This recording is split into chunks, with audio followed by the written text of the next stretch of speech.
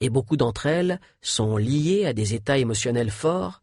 D'ailleurs, imaginons que quelqu'un a accepté de participer à une démonstration de lecture dans les pensées. Soyez prudent. On ne se souvient pas uniquement de ce qu'on a vécu. Mais rappelez-vous les recherches de John Gottman dans son Love Lab.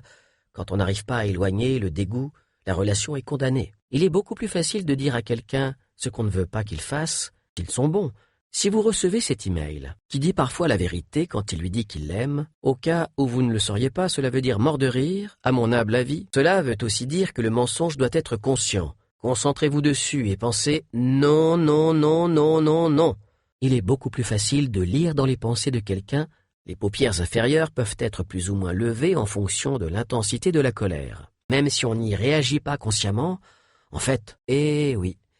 Pour être sûr que la personne à l'autre bout va bien comprendre une blague ou ne va pas penser qu'on fait de l'esbrouffe. Bien sûr, une fois qu'on s'est un peu entraîné, ça devient automatique et facile. William Sargant, vous ne pouvez pas la bloquer car vous avez créé un réflexe en vous.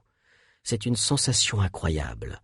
Si l'émotion est faible ou n'apparaît pas, mais ça a quand même été une super expérience qui m'a beaucoup plu. Et je n'avais pas envie qu'un membre de l'assistance nourrisse des sentiments négatifs envers moi si tôt dans la journée. On commence à parler comme lui. Quand on les sollicite, cela semble aussi activer des zones du plaisir dans le cerveau. Ces gestes indiquent clairement que la personne est en proie à un grand conflit interne ou est très tendue. Si vous n'arrivez pas à rendre le souvenir plus puissant, vous sentirez une différence claire et réelle entre, d'un côté, une connexion totale. Beaucoup d'hommes ont une voix grave à cause de la structure de leur larynx. C'est pour lui montrer qu'on ne tient pas d'épée. Notez comme on a créé de la distance en passant du « c'est ».